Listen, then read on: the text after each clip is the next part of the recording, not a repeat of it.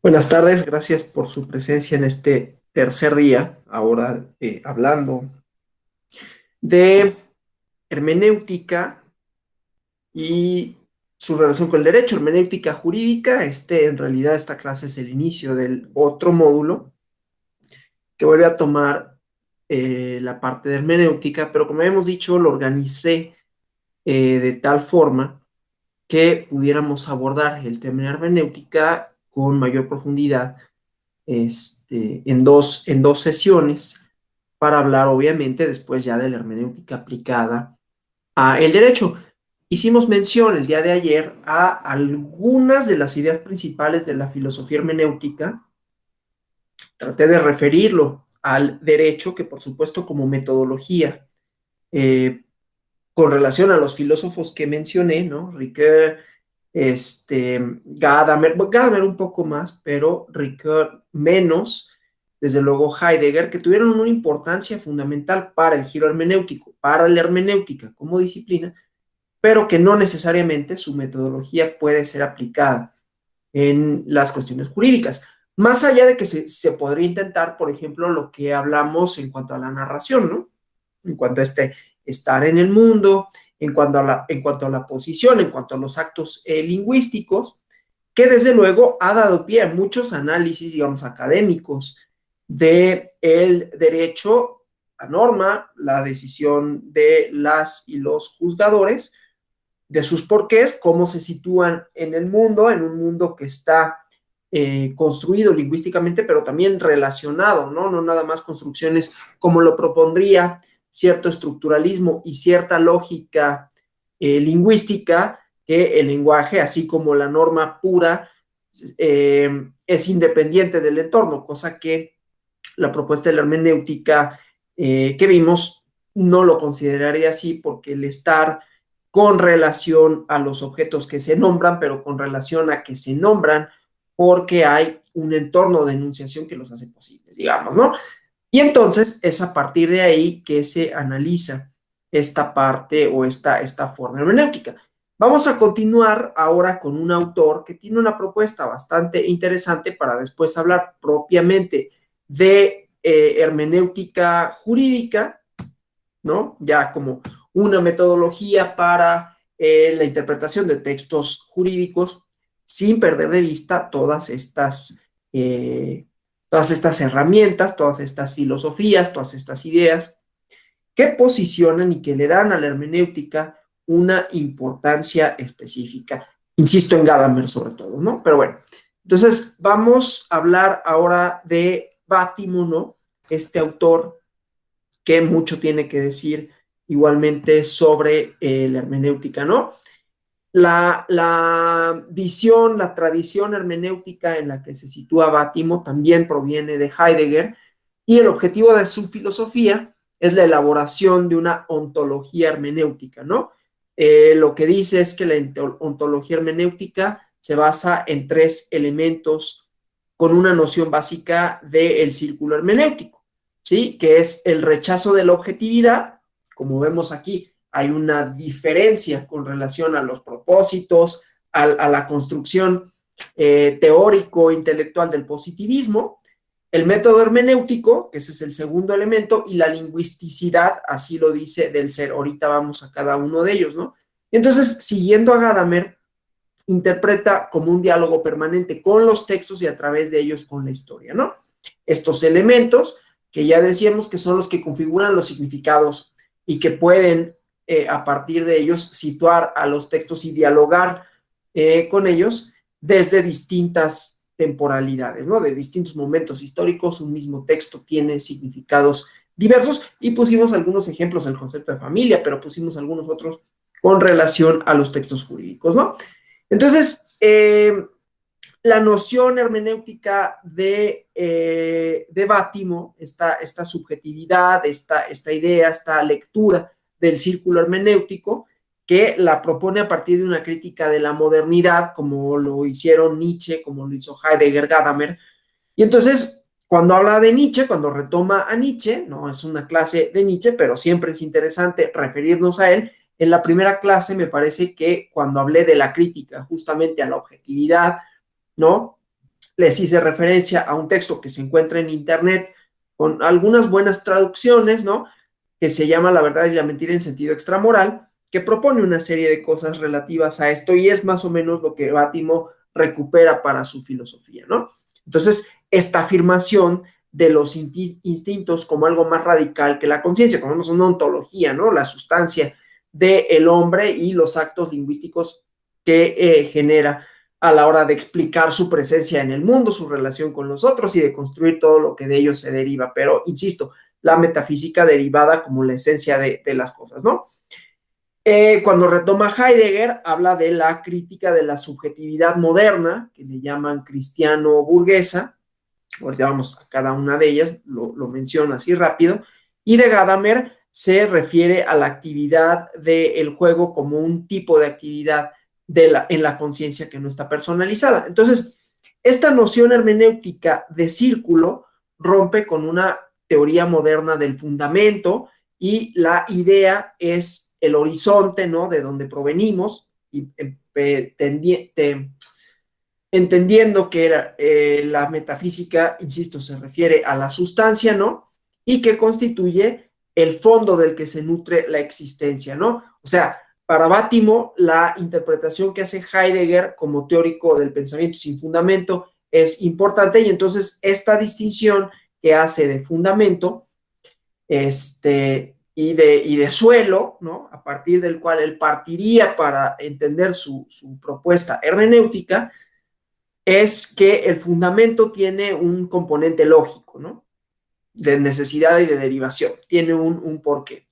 Y lo que en este sentido importa destacar es que no hay una interpretación de suelo, ¿no? Nacionalista, en el sentido de, pues sí, en el sentido de una pertenencia a un Estado-nación, ¿no? Y entonces el componente fundamental tiene que ver con la vida, no con la razón, como principio, ¿no? O sea, a la hora de definir los actos humanos, estos no vienen definidos por la razón, sino por la vida. La teoría heideggeriana de un concepto que se traduce como rememoración, yo no sé alemán, así que no sé si el concepto esté bien traducido, pero no tiene el sentido de establecer un origen, ¿no? La nación, por ejemplo, ¿no? El origen de la idea de México no sería la nación, sino que alude a un fondo de la vida para en ese fondo descubrir los orígenes reales de nuestras ideas y llevar a cabo, de ser preciso, una crítica ideológica de esos orígenes, ¿no? Entonces, Bátimo califica su pensamiento como una diferencia del pensamiento de la identidad, la identificación con básicamente con una nación, ¿no? Con una serie de ideas, de símbolos que le dan coherencia a nuestra existencia, ¿no? Y se coloca en una tradición hermenéutica de los partidarios de la hermenéutica de la sospecha, ¿no? Pero también habla del símbolo, ¿no? Establece una teoría del símbolo. En esta, déjenme nada más avanzar con esto que vemos aquí, ¿no? Lo que decía de la distinción entre el fundamento y el suelo. Y entonces vamos a esta parte con relación a su ontología de la verdad y lo que propone, ¿no? El símbolo, como lo entiende Bátimo, no es esta idea de arquetipos o de principios generales, ¿no? Sino un ámbito en donde es posible establecer un sentido a partir de reglas que rigen la comunicación entre los individuos. No es la idea de Ricoeur, sino una comunicación, una perspectiva que se puede aclarar desde la interpretación de las formas simbólicas, ¿no? Las formas simbólicas, perdón. Escribe un libro que se llama La Sociedad Transparente, Bátimo, y dice que la característica inicial de las formas simbólicas es que la validez de esta se limita a un ámbito finito de sentido. Son históricas, se refieren a un tiempo concreto, y se presentan como transformaciones, o sea, como interpretaciones de la realidad. Una realidad que a lo largo de la modernidad pierde consistencia y se transforma en un conjunto de sistemas simbólicos, de significados, que trae consigo consecuencias pues importantes para los momentos en donde se vive, ¿no? Los momentos actuales. El estallido de la racionalidad, ¿no? en muchas racionalidades locales, este fenómeno de la experiencia del extrañamiento supone que el individuo se siente identificado con alguna racionalidad local y se siente extraño en un mundo que no tiene consistencia, que no tiene un porqué, rompiendo con esta idea de del fin último de la humanidad, ¿no? Pensando nuevamente en los idealistas alemanes. Entonces, la idea de Bátimo sobre el símbolo puede entenderse como una interpretación de las teorías estéticas en cuanto a las relaciones entre apariencia y realidad, ¿no? La apariencia, como la muestra una obra de arte, no es una realidad disminuida, son una expresión de la realidad, contiene elementos incorporales reales como los elementos corporales, ¿no?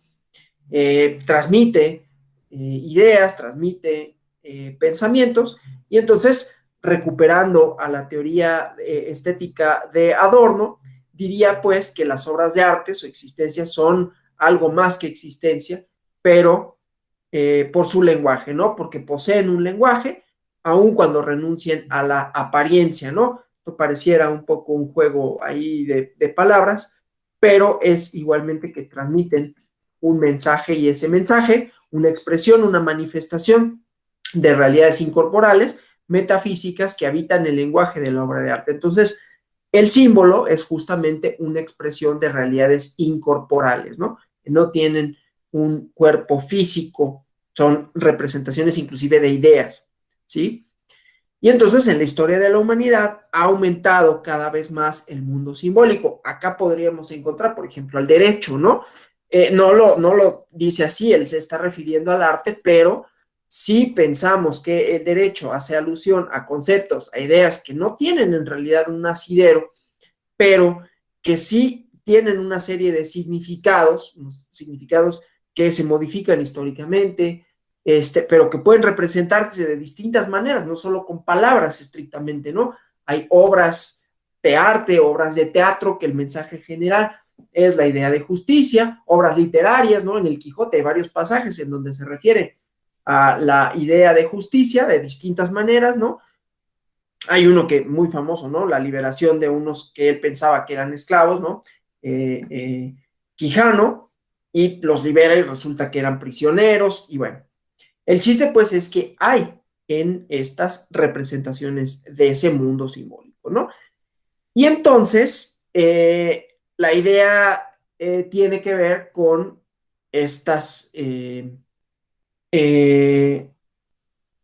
bueno, es que no quería repetir la palabra ideas, ¿no? Pero estas ideas que aparecen en la genealogía de la moral de Nietzsche, ¿no? Este proceso constante de producir, le llaman desrealizar, pero bueno, puede ser de construir el,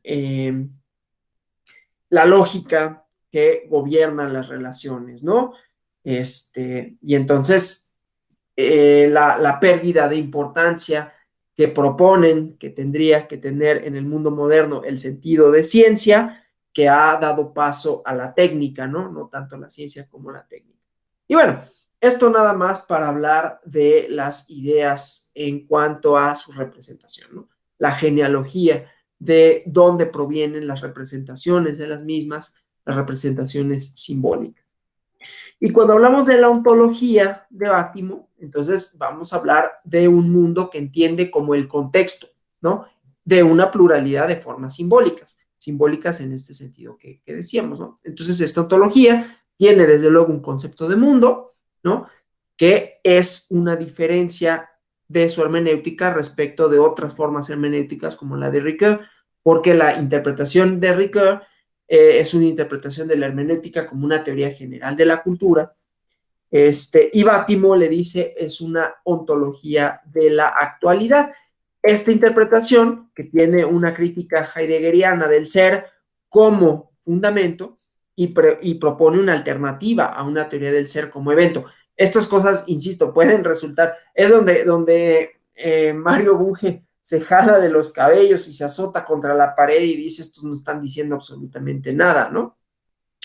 Pero bueno, aquí lo que nos importa, más allá de estos conceptos, es que se propone, entre otras cosas, el concepto de mundo de vida, el concepto fenomenológico, y que estos conceptos fenomenológicos son los que permiten un mundo de la vida, ¿no? En donde se hace una interpretación de la historia como proveniencia que va transformando la ciencia y la técnica y que han traído al ámbito de la historia la representación o las representaciones simbólicas, ¿no?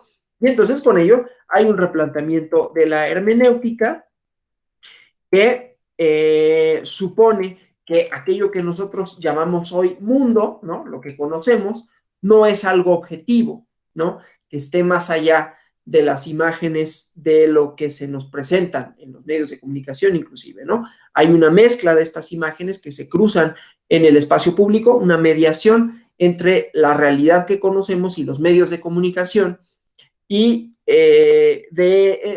por lo tanto, el ser, la esencia de la gente, de las personas, de los individuos y sus relaciones, no son cosas estables, no están fijas ni constituidas, sino que también están en proceso y dependiendo del momento, de las circunstancias, resultan cambiantes, ¿no? Entonces, esa pluralidad de imágenes que impone un predominio de las tecnologías de la comunicación, ya él habla de tecnologías de la comunicación y insisto, de estas mediaciones entre la realidad y las representaciones de la misma, no solo en la obra de arte, sino las mediaciones que tienen los más media, ¿no? Los más media, en cuanto hacia el conocimiento de la realidad. Y entonces esa es la situación de la realidad del mundo. Es un espacio que produce una pluralidad de sistemas simbólicos, ¿no?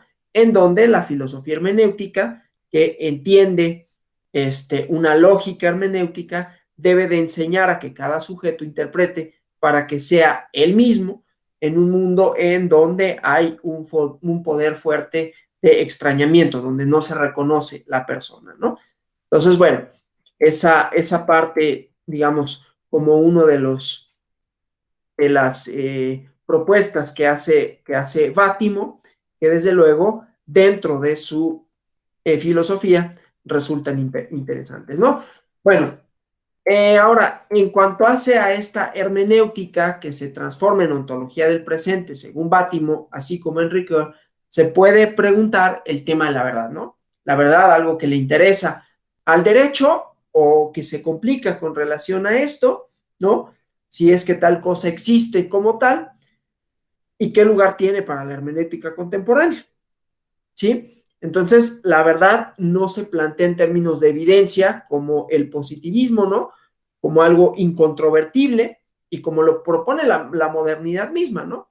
La modernidad plantea que la verdad es algo que se puede calificar epistemológicamente, que se puede construir a partir de cuerpos rigurosos de saber para resolver problemas, ¿no? La idea de la ciencia como el motor. Por su parte, la hermenéutica en este sentido plantea la verdad en términos de apertura, ¿no? Lo cual solo se puede pensar a partir del lenguaje. Entonces, la posibilidad de enunciar proposiciones válidas, esto es importante para hablar del derecho, ¿no? No desde la lógica, como lo habíamos visto, la lógica simbólica, en cuanto a proposiciones que estarían encadenadas o estarían ligadas a una otra proposición para ir descomponiendo, ¿no? Esta idea de los enunciados sistemáticos, que desde luego es mucho más fácil de entender que esta otra parte, pero entonces la posibilidad de enunciar proposiciones válidas se da a partir de un universo lingüístico que una persona habita y dentro del cual se busca el acuerdo con otros habitantes de ese universo, ¿sí? Algo muy sencillo de entenderlo o de entenderse podría pensarse en bueno, ayer vimos algunas representaciones con relación a esto en el derecho, cuando, por ejemplo, había diferentes concepciones de mundo, con diferentes concepciones simbólicas de la relación entre las personas y el entorno, la importancia que pueda tener la comunidad o no, o que pueda tener el individuo, y esas construyen al individuo como individuo, ¿no? Cómo éste se reconoce con relación a su entorno. Y entonces, esta idea sería igualmente la propuesta de una hermenéutica abierta, ¿no? Una hermenéutica en donde la comunicación, las relaciones simbólicas entre las personas están en constante construcción, ¿sí? Obviamente esto es problemático en sociedades en donde la comunicación, en donde digamos, un rasgo distintivo de la misma, ¿no? Que además tenemos el acceso al conocimiento prácticamente universal, no sé si de manera tan contundente, pero bueno, una especie de biblioteca de Babel, en donde hay muchas tradiciones a las que hay que escuchar para llegar a la verdad, ¿no? Que se nos da además como construcción de habilidades, de comunicación, ¿no? Y luego las teorías del consenso que, por ejemplo, establece Habermas, y esta idea de poder ser en el mundo, ¿no? Un poder que depende del propio hombre, de la formación de habilidades que le permitan ser él mismo en el mundo, ¿no? Incluso en un mundo que se transforma en muchas imágenes que hay que interpretar.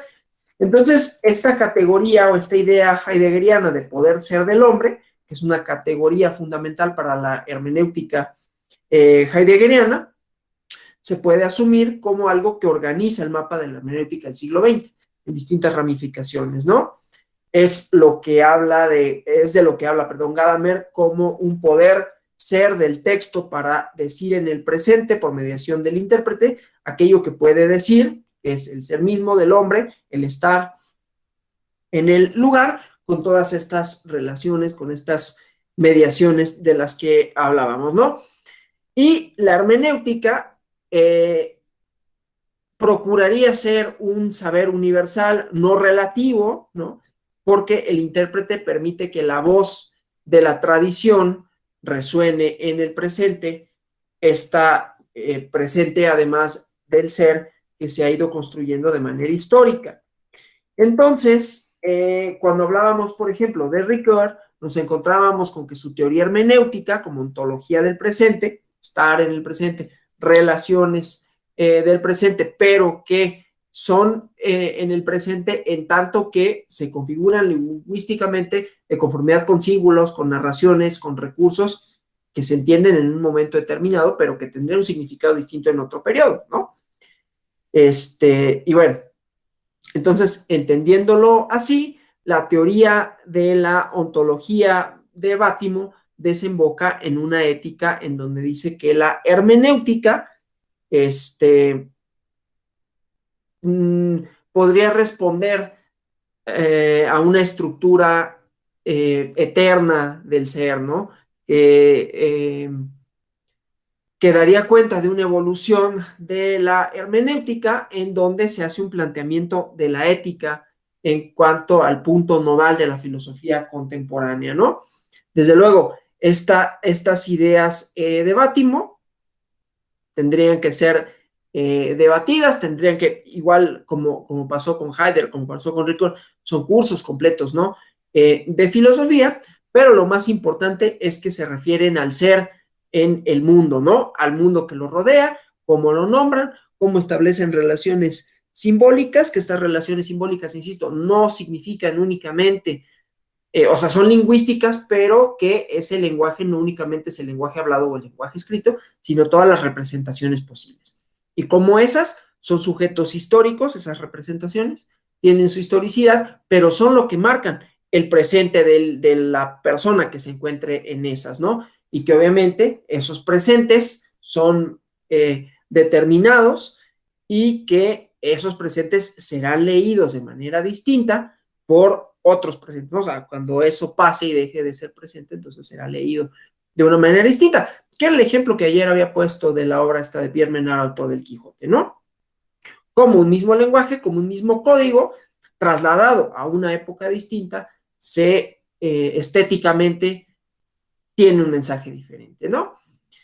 Bátimo le importa mucho el arte como una manifestación, porque dice, ahí se contiene también la historia del presente, del momento, ¿no? Y lo cual, bueno, es muy visible cuando uno analiza las corrientes pictóricas o las corrientes inclusive literarias, que igualmente pues se van transformando, van dando cuenta no solo de entornos distintos, ¿no? De lugares distintos en donde suceden los cambios, ¿no?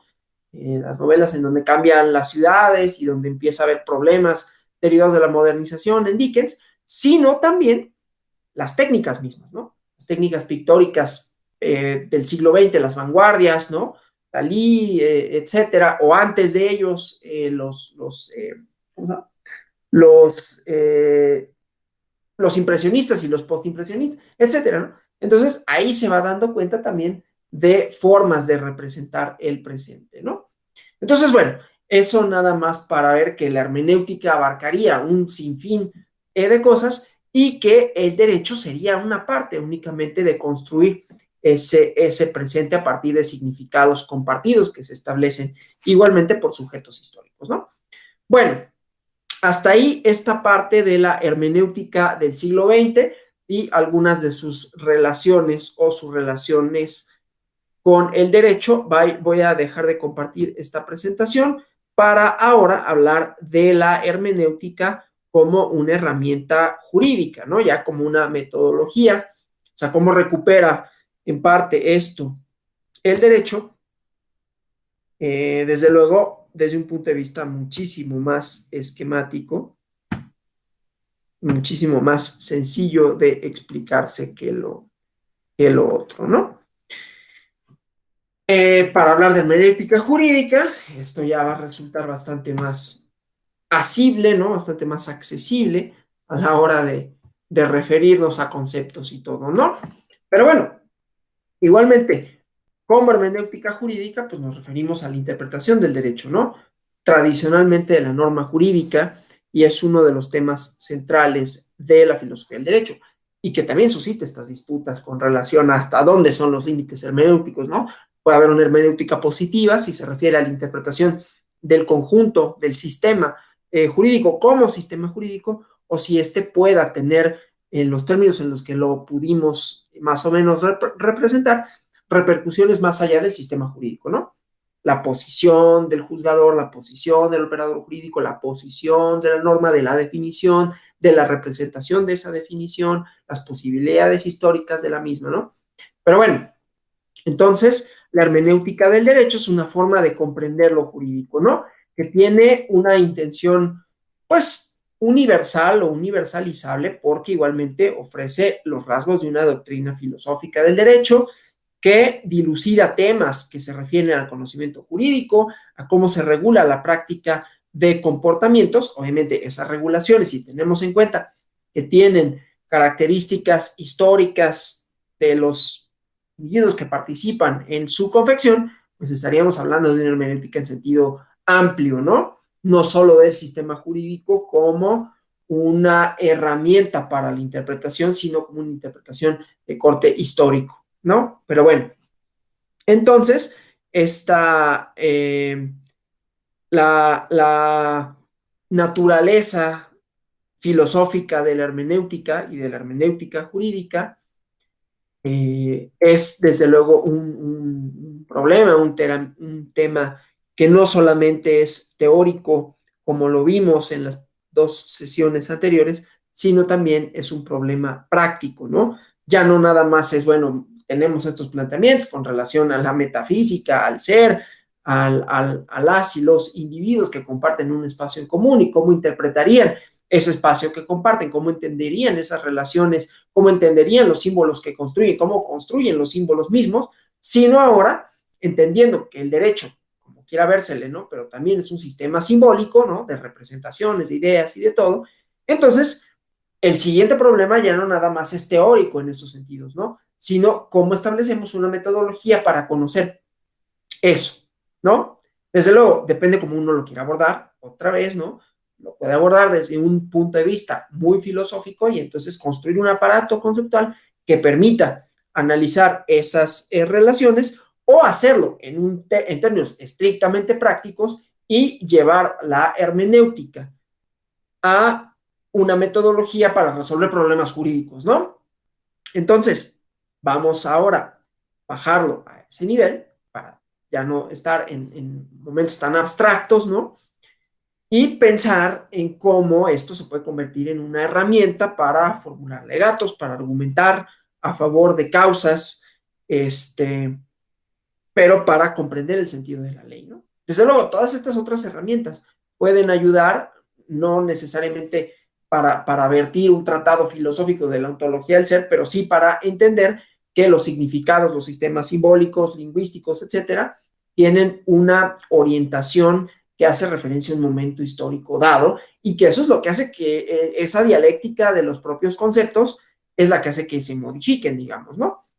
Y que eso también posiciona a un abogado en un lugar determinado, en una forma determinada, ¿no? Ayer ponía ejemplos de una, que investigué si es una secretaria de gobierno de un estado de la República que dijo eso, ¿no? Así tajantemente, aquí se prohíben las adopciones monoparentales, bueno, está, homoparentales, perdón, está en su derecho de expresarlo, yo en el mío de disentir, sobre todo por el concepto de familia que subyace a eso, pero eso es lo de menos. El chiste, pues, es que en la hermenéutica de eso habría que posicionarnos como sujetas, como sujetos, y desde luego posicionar a la ley como este sistema simbólico que hace referencia a muchas cosas y que establece relaciones jurídicas. Bueno, pero entonces luego, cuando ya lo aterrizamos en el problema de, bueno, sí, qué bonita tu teoría y cómo lo expresas, pero bueno, suponiendo que lo expresara yo así, si no, pues los otros sí lo expresan bastante bien,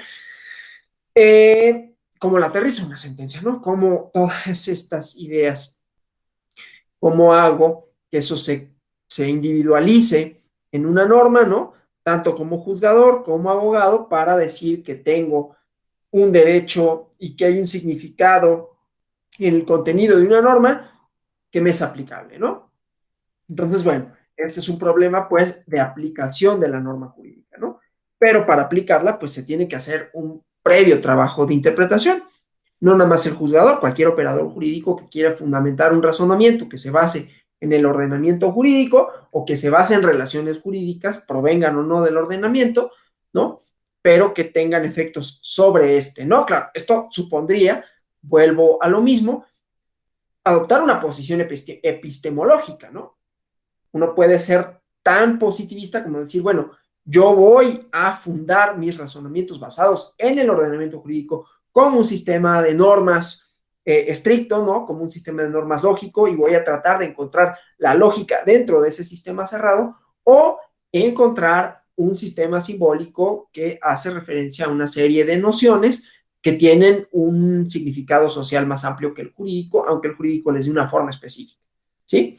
Entonces, esta idea, pues, de la aplicación de proposiciones jurídicas que tiene que ver con el contenido de la norma, ¿no? Que, insisto, puede abrevar el sistema normativo como sistema normativo lógico, o de un sistema simbólico de significados que se construyen en el derecho, pero que esta nada más es una forma simbólica de muchas otras que le dan contenido, ¿no? Entonces, bueno, la hermenéutica no solo es la aplicación de la norma jurídica al caso concreto como metodología, sino desde puntos de vista epistemológico, ontológico, lógico, argumentativo, tiene una serie de formas, de reglas, ¿no? Entonces, el ejercicio, o sea, no es tan libre tampoco, ¿no? Que, bueno, pues entonces puedo decir lo que sea, ¿sí? Sino que tendrías que identificar, si te fueras muy lejos del sistema simbólico, cuál es ese sistema y cuáles son esos significados y por qué se encuentran presentes en una norma que a lo mejor fue dictada en un momento distinto al que yo me estoy haciendo referencia, y por qué ha cambiado ese momento, porque es necesario transformar el alcance de ese concepto, ¿sí? Entonces, el ejercicio hermenéutico de la interpretación de la norma jurídica tiene desde luego bases lógicas para su desempeño, pero llega al plano de lo práctico, ¿no? Dirige el sentido de la aplicación, de la justificación, y con ello, pues, afecta a la esfera jurídica, ¿no? A las personas, sus bienes, sus derechos, sus obligaciones o su libertad, ¿no? Una determinada conducta. Y este ejercicio se hace, ¿no? Una determinada conducta que es planteada como criminalizada, se descriminaliza, se dan una serie de razones para ello, y se hace una disquisición en este sentido, ¿no? Pero entonces, como hemos visto, la hermenéutica aterrizada a lo jurídico podría ser también la teoría, yo no sé si decirle científica, dependiendo otra vez, todo depende con los compromisos teóricos que uno tenga. Yo no soy positivista, aunque a veces es bueno saber reglas lógicas, ¿no? Desde luego, proposiciones y falacias, identificarlas en los argumentos. O sea, tampoco es desechable la parte positiva, pero estoy más desde otro parecer, ¿no? Desde un parecer más bien metafísico en los términos que ya lo he expresado. Entonces, hay quienes definen a la hermenéutica como una teoría científica de la interpretación de los textos, ¿sí? Yo no estoy tan seguro que se pueda afirmar con esa contundencia que es científico. Me da un poco de... Yo me resisto a hablar inclusive de ciencia del derecho, es una posición epistemológica que no viene al caso, pero bueno, hay quienes les gusta mucho decir que todo es ciencia, ¿no? Y entonces el derecho, pues como todo es ciencia y las disciplinas son científicas, pues el derecho no se puede quedar atrás, ¿no? Y hasta hay posgrados que le llaman ciencias jurídicas y todo. Está bien, ¿no? O sea, es una crítica epistemológica, no una crítica a quien lo nombre, ¿no? Es una posición teórica que uno puede tener o no. Yo no la tengo. Entonces, yo no diría que es una ciencia, es una metodología que define una serie de relaciones para que se pueda hacer una interpretación de los textos, ¿no? Pero que esas interpretaciones, al ser simbólicas, no son unívocas, contrario a lo que propondría la lógica, ¿no? Tan no son unívocas que vemos que en los tribunales hay disenso, ¿no?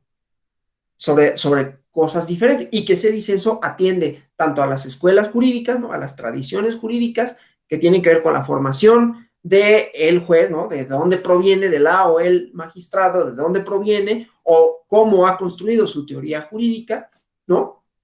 Y esto va, en los Estados Unidos les gusta hacer mucho estas distinciones de jueces conservadores, jueces, ¿cómo es la otra palabra? Progresistas, ¿no?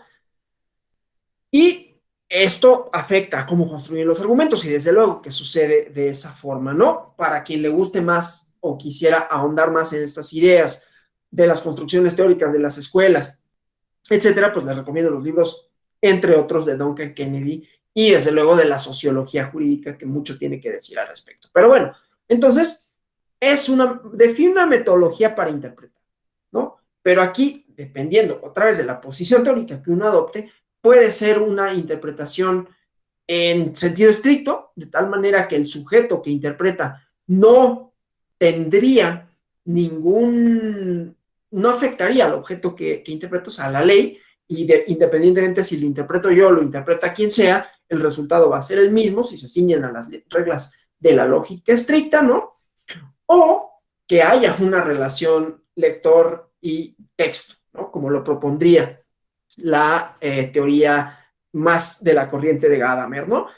Entonces, esta interpretación de la norma jurídica como una manifestación textual, habría que hacer esta distinción, ¿no? Hermenéutica, interpretación, porque aunque están ligados, no son sinónimos, ¿sí? Entonces, bueno, la interpretación jurídica, que se puede entender como un proceso, como una actividad, como un producto, ¿no? Como proceso, o sea, una operación cognitiva. Déjenme avanzar en la presentación para que vaya quedando esta, esta parte clara, ¿no? De lo que estoy exponiendo. Decía, pues, un proceso, una actividad que es la operación que realiza el intérprete en busca de un contenido significativo que las normas jurídicas tratan de expresar por medio del lenguaje, ¿no? Con relación a conductas y realidades concretas que están ahí, ¿no? Con la intención de atribuir entre una gama de posibilidades un significado específico, un significado singular y transformador de la realidad social y jurídica, ¿no? Entonces, desde esta perspectiva, toda norma jurídica, desde su aplicación, tiene que ser interpretada sin importar su grado de claridad, ¿sí? La segunda vertiente, la idea del producto de la interpretación jurídica, es el resultado de ese proceso cognitivo que lleva a cabo el intérprete, ¿no? Es la consecuencia de una interacción entre la capacidad cognitiva y racional del intérprete con la norma jurídica, los destinatarios de la misma, sus circunstancias específicas, el contexto del caso y los fines o los valores del derecho, ¿no? Como ven, ninguno de los dos deja de lado la posibilidad de que este análisis sea menos científico, lógico, en el sentido de Bertrand Russell o de Wittgenstein, y deja la posibilidad que sea más heideggeriana la cosa, ¿no? Bueno, o gadameriana, si se quiere, ¿no? Ese resultado se manifiesta en razonamientos argumentativos. Desde luego, esos argumentos tienen que tener, a ver, esto lo vuelvo a decir, lo comenté ayer, pero aún los metafísicos, metafísicos, aún Heidegger, tiene una construcción conceptual bien compleja, ¿no? O sea, bien cimentada. No son cosas que se hayan agarrado así como ideas. Luego es una crítica que se le hace a los posmodernos, su falta de asidero con la realidad, pero muchos de los filósofos precedentes de los posmodernos, ¿no? Tanto Nietzsche como Heidegger, el propio Gadamer, tienen en realidad unos fundamentos bien sólidos, ¿no? Lo que pasa es que no son fundamentos que estén ceñidos a una estructura lógica como la conoce el positivismo, ¿sí? Pero no es que hayan hablado de lo que sea a partir de lo que se les fue ocurriendo. Hay una sistematicidad en su propuesta, ¿no? O sea, sí hay rigor, vaya. Eso es a lo que quiero llegar. Hay rigor argumentativo, aunque su proposición sea separarse de lo que se entiende como racionalidad, como ciencia, como, ¿no? Sin que en todo momento se pueda negar la importancia de la misma, ¿no? Entonces, bueno, eso nada más con relación a que por muy gadameriano que uno quiera hacer, no quiere decir que no sea riguroso, ni en la argumentación, ni en los conceptos, ni en la relación que establece entre las ideas y los símbolos que se plasman en la norma jurídica, ¿no? Entonces, hay una interacción, pues, entre la norma, quien la lee, y los destinatarios de esta, ¿no? Y hay un razonamiento argumentativo, ¿no? Hay una idea de orientaciones, de decisiones vinculantes relacionadas con facultades de la persona que realiza la interpretación. En el caso de los intérpretes del Poder Judicial, ¿no? Estas interpretaciones, estos razonamientos son resoluciones, son sentencias, son jurisprudencias que se convierten en normas, obviamente también, que transforman la realidad social. Entonces, la labor esta interpretativa en el derecho es fundamental porque la tarea de su aplicación está supeditada a la interpretación, ¿no? Como proceso o como producto, según se quiera. La hermenéutica, en cambio, implica la interpretación, ¿no? Estudia, al mismo tiempo proporciona métodos para la interpretación, es una metodología de interpretación, no únicamente comprende el sentido, sino la posibilidad de explicar la norma, ¿no? Constituye un método, pues, íntegro, capaz de abarcar la comprensión, o sea, nos va a dar la herramienta de cómo hacer una proposición de conocimiento, ¿no? Explicación de normas jurídicas que se relacionan con los hechos, con los valores que intervienen en el derecho, y entonces es ahí donde lo vemos plasmado en la argumentación. Es una teoría general de la interpretación de las normas del derecho, ¿no?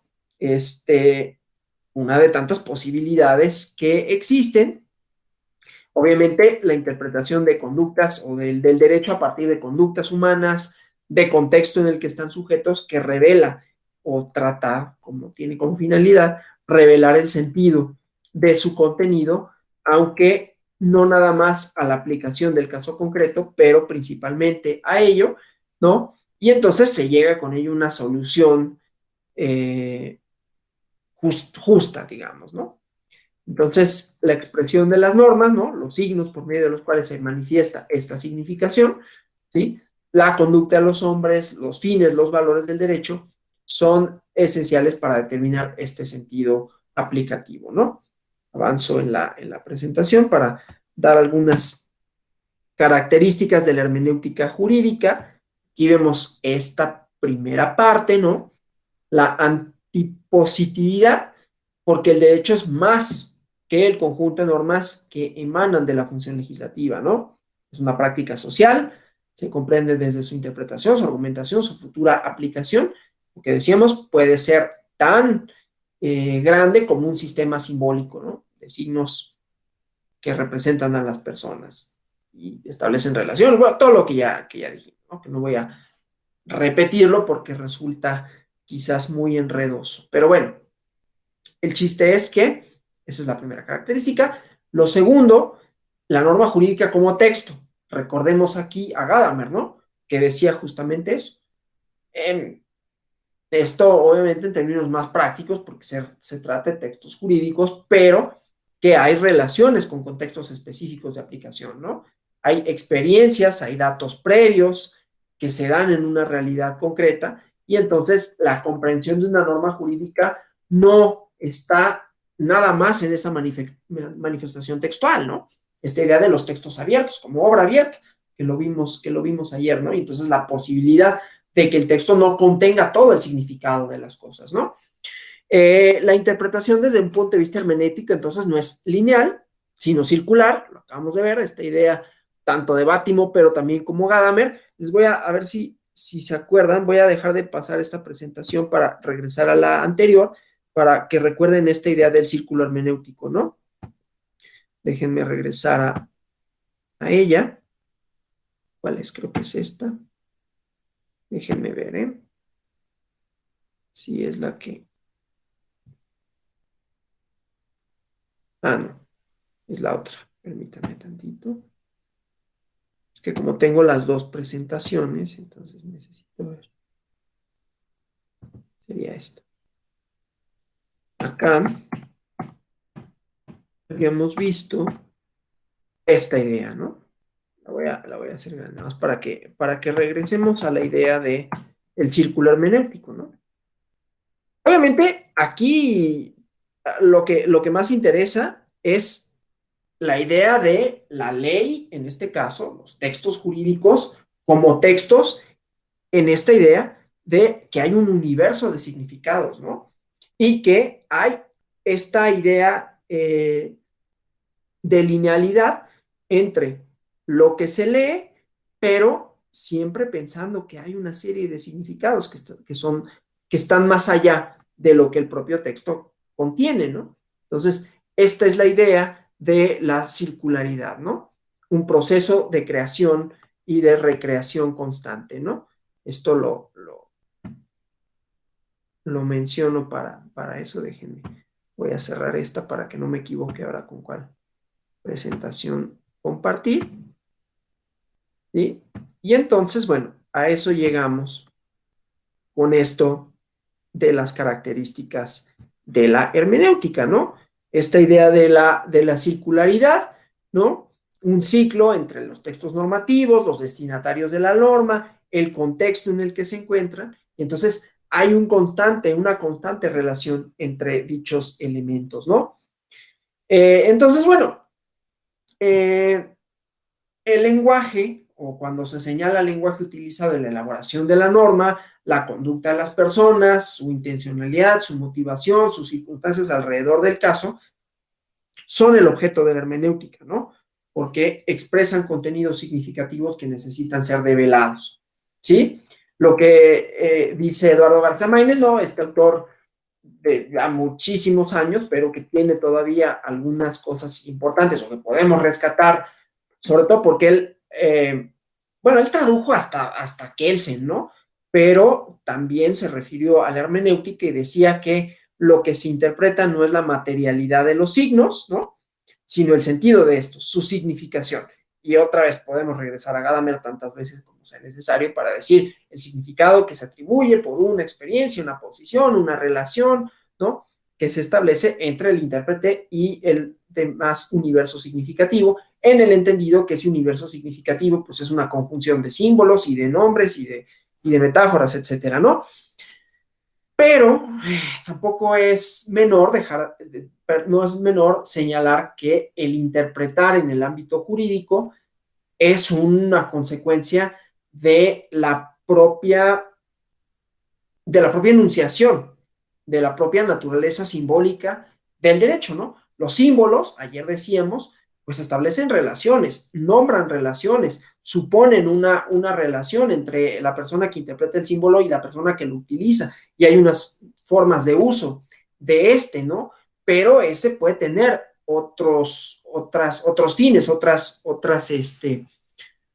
intenciones, otras relaciones, ¿no? Entonces, la idea, pues, es que no necesariamente la redacción, en el caso de las normas jurídicas, puede abarcar a todas las posibilidades que esa definición tiene.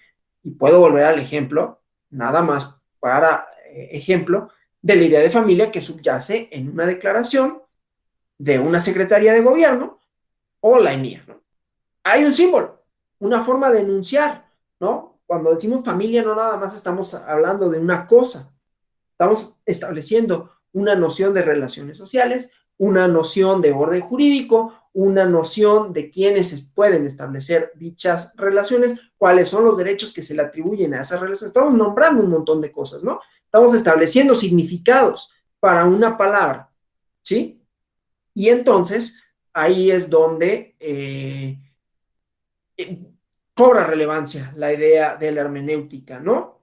Porque no se agota en el vocablo todas las posibles definiciones que tiene esa idea, porque es eso, no solo es una palabra, todas las palabras también refieren a ideas, que las ideas son también símbolos, representaciones de cosas, ¿no? De relaciones, de valores, etcétera. Entonces, eso hace que sea muy difícil establecer significados únicos para los textos jurídicos, para las normas, inclusive para los vocablos, para las instituciones jurídicas, ¿no? La familia sería una institución jurídica. Entonces, cuando nos referimos concretamente a normas jurídicas, aunque estén muy bien redactadas, pues vemos estos problemas, ¿no? Claro, a nivel gramatical, ¿no? A nivel de enunciados, pues también podemos ver cosas, es que había una música aquí que estaba, imprecisiones o vaguedades, ¿no? O contradicciones entre la norma, ¿no? Pero, insisto, también las propias instituciones a las que se hace referencia, pues pueden ser sujetas de interpretaciones en el sentido de cuáles son los alcances y qué debe de entenderse por esa palabra que establece relaciones jurídicas, ¿no? Entonces, el ordenamiento jurídico en su conjunto no puede abarcar la totalidad de la realidad que regula, ¿no? Y entonces la vida de las personas, de las sociedades en todos sus aspectos, al ser cambiante continuamente, al no ser estática, entonces es que ese transcurrir, ¿no? Ese estar en la vida, o sea, vamos a retomar esto, las ideas que ya habíamos visto, por abstractas que sean de Heidegger y de todo, pero continua transformación, continuo estar en el mundo, hace que surjan situaciones que no están contempladas por los ordenamientos jurídicos o que están contempladas de una manera distinta o que cambie la idea, otra vez con el concepto de familia, que se tiene con relación a esto, ¿no? Y entonces hay situaciones que desafían el contenido normativo, ¿no? Entonces el texto de la norma jurídica, independientemente de cuántas veces se intente, nunca puede abarcar toda la realidad ni todas las situaciones a las que se hace referencia en estos ejercicios aplicativos, ¿no? Dice autor Hart que si el mundo en que vivimos estuviera caracterizado únicamente por un número finito de notas, y esta es una lectura textual, ¿no? Junto con todos los modos en que pueden combinarse fueran conocidas por nosotros, o sea, todas las situaciones posibles, podríamos formular provisiones por adelantado para toda posibilidad. Podríamos elaborar reglas cuya aplicación a los casos particulares nunca exigiera una nueva elección. Todo podría ser conocido y por ello mismo las reglas podrían especificar por adelantado la solución para todos los problemas. Este sería un mundo adecuado para la teoría jurídica mecánica, ¿no? Que ya estuvieran contenidas en la norma todas las posibilidades, ¿no? O sea, que la hipótesis normativa pudiera abarcar tantas posibilidades como la realidad misma presentase, cosa que es imposible, ¿no? Pero bueno, esta proposición que también pues hace referencia a una filosofía tanto jurídica como de las relaciones sociales. Entonces, el campo del derecho es uno donde se ve bien, se puede observar el contenido de la hermenéutica, ¿no? Porque hay que acercar a los intérpretes, a las y los intérpretes, a la intencionalidad del texto, a la del autor, pero recordemos la idea del autor, de la autora, que es cambiante, ¿no? Por esta relación entre el texto y el lector o la lectora del texto, los efectos que tiene, ¿no? Entonces, no es nada más decir, bueno, pues es que esto cuando se legisló se tenía esta definición y entonces hay que ceñirnos a la misma. en el entendido que se demandan y se establecen otro tipo de relaciones y por lo tanto el texto sigue estando abierto, ¿no? De tal suerte que la norma jurídica poco aporta por sí misma, sobre todo si se examina de forma lisa y llana, ¿no? Y entonces el ejercicio hermenéutico es un medio por donde el horizonte de su comprensión amplía notablemente porque la ubica en un contexto, ¿no? De tal forma que estos son los elementos de la interpretación hermenéutica, ¿no? Ahorita vamos a ver algunos tipos de interpretación según el intérprete de qué se trate, pero bueno, estas características, digamos, generales, ¿no? Entonces, bueno, dijimos, la hermenéutica como una forma de interpretación, ¿sí? Como una metodología para la interpretación, ¿sí? Entonces, cuando hablamos de hermenéutica, hablamos de una forma de interpretar la relación de los conceptos, las relaciones simbólicas, pero interpretación y hermenéutica son cosas distintas, ¿no? Aunque en la hermenéutica se contenga la interpretación. Bueno, entonces cuando hablamos de interpretación, podemos referirnos a la hermenéutica como algo más general, pero la interpretación también tiene más de un criterio, ¿no? Tiene una función práctica, tiene un peso específico y a cada cosa es quiénes pueden interpretar normas de derecho, ¿no? No solo en razón de competencia, desde luego, podríamos decir, bueno, es competencia de la Suprema Corte de Justicia de la Nación hacer esta interpretación constitucional, luego viene que si lo del control judicial abstracto y quiénes pueden realizarlo y aplicar la norma, pero independientemente de eso, ¿no? Y que si la doctrina jurídica tiene una exposición, etcétera, lo que vemos es que las normas jurídicas son textos especializados, ¿no? Que se manifiestan en las constituciones, en los tratados, códigos, sentencias, reglamentos, y que tienen, por un lado, tecnicismos, ¿no? Tienen una redacción muy particular, hacen referencia a una serie de símbolos que a veces solo pueden ser entendidos desde la lógica jurídica estricta, ¿no? O desde el mundo de los significados jurídicos establecido. Y entonces eso hace que la labor interpretativa de las normas sea más difícil, digamos, ¿no? Y entonces hay que tener una noción general de la creación, de la aplicación de las normas, un contacto con la terminología, con la estructura de los textos y etcétera, ¿no? Conocimientos jurídicos, pues, ¿no? En sentido estricto. Claro, en principio cualquier persona puede tomar un texto, leerlo, ¿no? No se requiere de mayor habilidad, pero para que una interpretación tenga fuerza argumentativa, tenga pesos específicos, ¿no? Pueda llegar a su fin, pues se necesita de razonamientos, de conocimientos jurídicos, que es para lo que se entrenan, ¿no? Los profesionales del derecho. Y bueno, entonces se considera que los operadores jurídicos, que son las personas idóneas para develar el contenido específico de las normas jurídicas, ¿no? Es el trabajo de los abogados, de los profesionales del derecho, y bueno, entonces es el jurista el intérprete por excelencia de la norma, ¿no?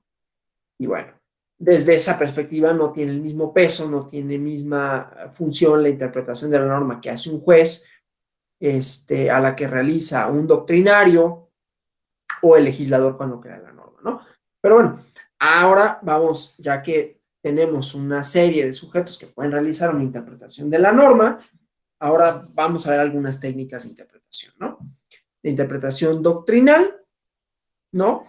Que cuando es obra, o bueno, toda vez que la norma es obra de particulares calificados del derecho sin cargos públicos que los faculta para interpretar la ley de forma vinculante, hay una posibilidad de interpretación privada, ¿no? La interpretación doctrinal, que pueden ser especialistas del derecho, ¿no? Abogados, profesores, consultores, etcétera, y el sentido y la valía de esta interpretación es su carácter orientador, ¿no?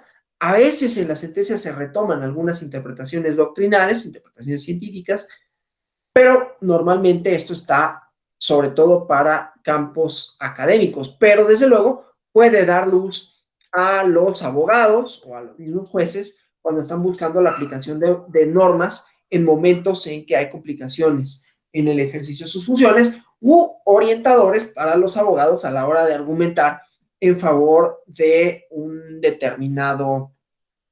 una determinada persona, ¿no? Al que piden que se le aplique o se le deje de aplicar la norma, ¿no? Cuando el juzgador escucha entonces los alegatos de los abogados que hacen una interpretación, ¿no? Del sentido de la norma aplicable al caso y que sus razonamientos pues tratan de orientar la decisión del juzgador, hay una interpretación doctrinal, ¿no? Es común este tipo de interpretación por parte de los profesores, ¿no? Cuando explican a los estudiantes el contenido de una norma, y pues hacen como decía, una interpretación en este sentido. O sea, la interpretación científica, yo diría más bien doctrinaria, porque yo no considero que el derecho sea una ciencia, pero insisto, esa ya es cosa de cada quien que tenga posturas epistemológicas distintas. Ya hablaremos en algún diplomado sobre esto, pero bueno, entonces la interpretación científica o doctrinal es la que están en las obras de carácter dogmático, ¿no? Que hacen los doctrinarios, que hacen estos estudios, no quiero decir científicos, porque hacen estudios rigurosos del derecho, pero también puede estar presente en jueces, abogados, alumnos que buscan orientación sobre el sentido de la norma jurídica cuando desempeñan sus funciones. La interpretación legislativa, que se le conoce como la interpretación auténtica, entre comillas, que es la función del poder legislativo, ¿no? El mismo autor de la norma jurídica y que, dada la naturaleza que tiene el intérprete, es de carácter oficial o pública, ¿no? Que tiene que ver con el alcance, con el sentido de la ley, que se vaya a interpretar en otra ley secundaria, tiene obligatoriedad general y brinda claridad sobre cómo debe aplicarse la norma correspondiente.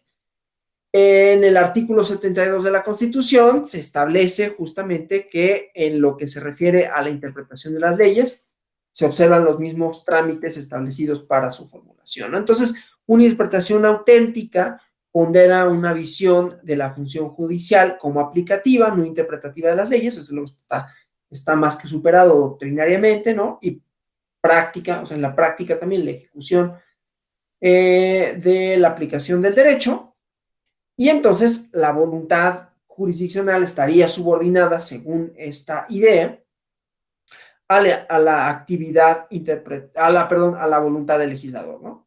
Y entonces los jueces no pueden desconocer la misma, sino que se deben de sujetar a ella cuando emitan sus resoluciones. Insisto, estas ideas se han transformado desde el constitucionalismo, el neoconstitucionalismo, la función que tiene el juez de control constitucional, y bueno, no es ya nada más la idea del juez como boca de la ley, ¿no? Que desentrañaría el significado que le dio originariamente el legislador, sino que se puede suplir inclusive a este cuando haya dictado una norma inconstitucional.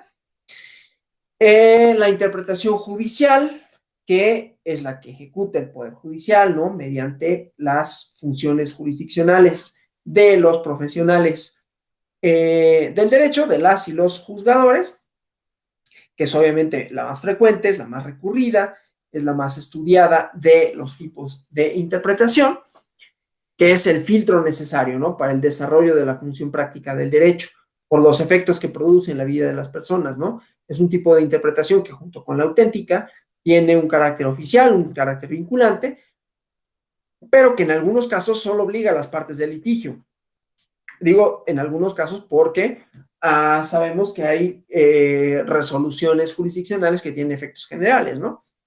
Pero bueno, esta obligatoriedad de la interpretación tiene entonces carácter general cuando se trata de ciertos órganos que que lo realizan, y que también resulta obligatoria para otros órganos jurisdiccionales, ¿no? Entonces, bueno, esta interpretación o en este tipo de interpretación y tiene que ver o se puede ahondar respecto a la naturaleza de la función jurisdiccional como aplicadora, como creadora del derecho, no solo cuando individualiza la norma, sino cuando hace la tarea hermenéutica, ¿no? En este ejercicio interpretativo. Entonces, bueno, eso nomás como los tipos de interpretación dependiendo de quién la emita, de quién la formule, ¿no? Vamos ahora a algunas escuelas de interpretación, ¿no? Cuando se trata de definir el derecho, perdón, los métodos hermenéuticos son distintos, son variados, y las diferencias entre ellos emanan de la influencia que tuvieron las doctrinas que hayan profesado sus autores, ¿no? Pero por la concepción también que estos tienen acerca del derecho, el sentido de la norma jurídica, y entonces aquí lo que vamos a ver es una clasificación de métodos de acuerdo con las características, de acuerdo con las características según la escuela hermenéutica de la que provenga, ¿no? Entonces, bueno, menos que describir los métodos por los cuales se puede llegar a descubrir el sentido de la norma, ¿no? Vamos a ver algunas de sus características, ¿no? Gramatical, lógico sistémico, filológico histórico, analítico, etcétera. Pero vamos a exponer estas tesis de las escuelas que los agrupan según sus características para tener un panorama general, ¿no? Entonces, vamos primero con la escuela de la exégesis, que se basa en un método gramatical que viene desde la época en que el derecho dejó de ser consuetudinario, ¿no? Que se atiende a el texto escrito de la ley. Es una escuela que nace en Francia como fruto de la Revolución y que encuentra en la promulgación del Código Napoleónico en 1804 su punto de referencia más claro, ¿no? Que inspira además la codificación moderna de la ley, como saben, ¿no? Entonces, de acuerdo con esta escuela, la ley es el único origen de las decisiones judiciales, ¿no? Tiene una idea, pues, que se puede decir positiva, en el sentido de la fuente de la decisión es el sistema normativo, no se ve como este sistema simbólico de significados atribuidos, sino que propondría una idea más bien lógica, entendiendo a la norma como parte de un sistema jurídico. Entonces es la ley, ¿no? Solo según el texto de la ley, ¿no? Entonces, bueno, no hay otra fuente de decisión que no sea la ley que suplante la voluntad del legislador, ¿no? Precedentes, los usos no reconocidos expresamente en la ley, la equidad, etcétera, ¿no? Esta escuela dice que el juzgador, en caso de encontrarse con leyes contradictorias, ambiguas, insuficientes para esclarecer la voluntad del legislador, lo único que puede hacer es abstenerse de juzgar, ¿no? O sea, la interpretación de la ley, la búsqueda de su sentido para los exégetas, se refiere a la indagación de la voluntad infalible del legislador por medio de una expresión textual de la cual se vale para manifestarle en códigos. Entonces, ubica a la gramática jurídica por encima de la justicia, por encima de la equidad, incluso por encima de la causa motora del legislador para crear la ley, ¿no? Manifiesta una fe casi irracional en el texto normativo y contendría de manera absoluta la voluntad del legislador, que tiene el monopolio de la formulación del derecho. Entonces, esta perspectiva, a partir de esta perspectiva, la función de los jueces es mecánica, ¿no? Es aplicar deductivamente la ley en forma de silogismo o de subsunción, ¿no? Que todavía en las teorías argumentativas modernas, ¿no? Viene esto de, bueno, para los casos fáciles está esto de la subsunción, la aplicación al caso concreto, ¿no? Entonces, los autores podrían decir, ¿no? Basta la ley, basta el código ahí se contiene todo el derecho, ¿no? Entonces, la labor interpretativa dentro de los parámetros de esta escuela es bordeada por criterios preestablecidos en la misma ley, ¿no? Que solían ser muy rígidos, ¿no? Y esto no era con otra idea, sino de que no hubiera arbitrariedad, que no hubiera subjetivismo, ¿no? O sea, tiene este carácter positivo, por eso decía. Porque, otra vez, no quieren que haya una influencia en este caso, el lector, que sería el juez, el lector del texto, sobre el contenido del mismo, ¿no? Entonces, lo que hay que desentrañar es la voluntad pura del legislador.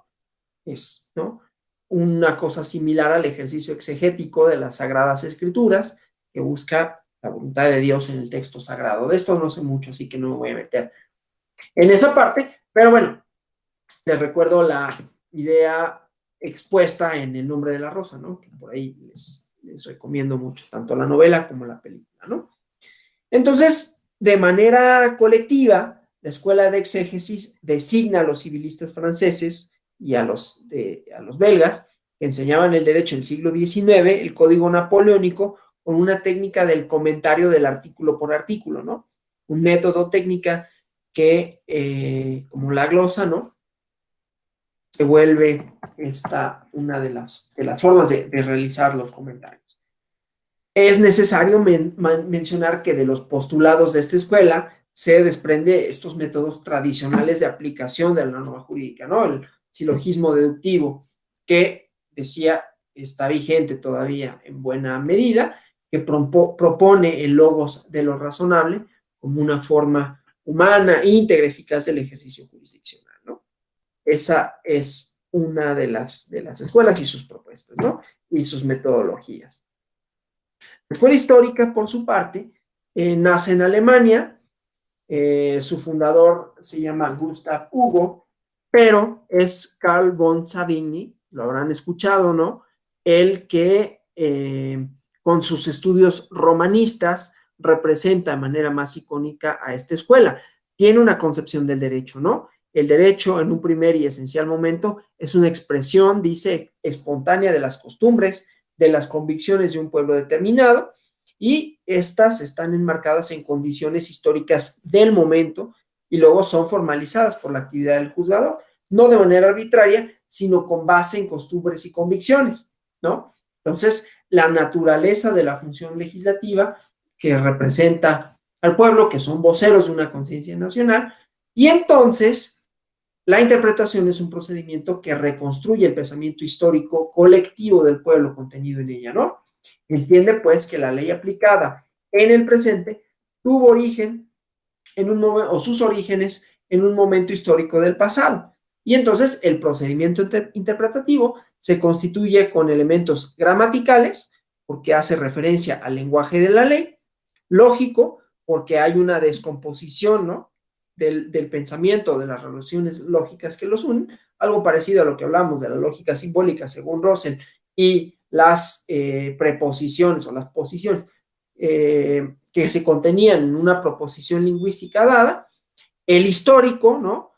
O sea, no nada más es como este corte positivo en donde las normas, el sistema normativo contiene todas las respuestas, sino que hay una importancia de la historia, ¿no? El estado del derecho existente en el momento en el que se creó la ley, y el sistemático, ¿no?, porque une instituciones, normas jurídicas en su completud, ¿no? Entonces, dentro de este proceso interpretativo hay que considerar estos 4 elementos.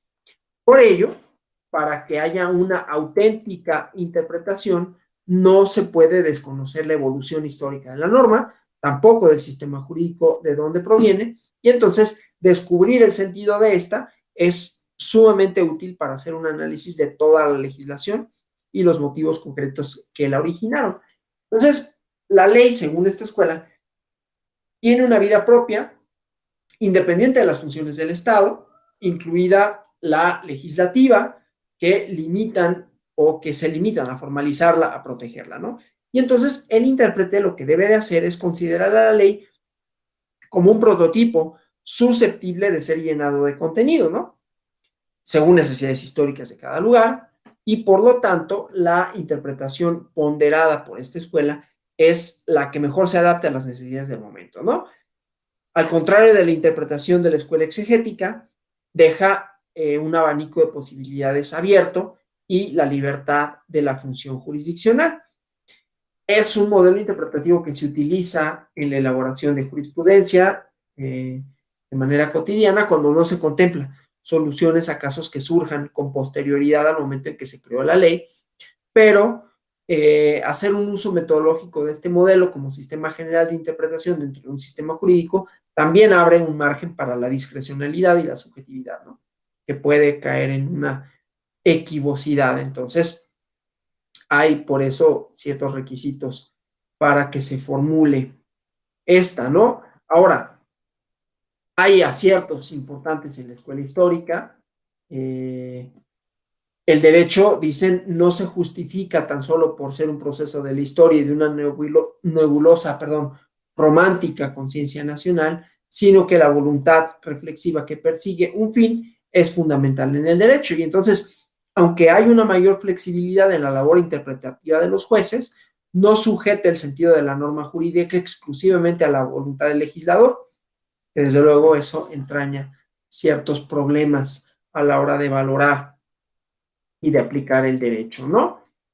Vamos a la siguiente escuela con sus características. Cada una de estas, como vemos, denota una posición teórica al mismo tiempo que define una metodología, ¿no? Metodología que, como vimos en el primer caso, ¿no? Acá, la interpretación es gramatical y entonces es simple y sencillamente considerar a el legislador como la fuente de derecho y al sistema jurídico como la única, el único lugar donde buscar las definiciones, los alcances de los enunciados, etcétera. Aquí esta parte histórica, ¿no?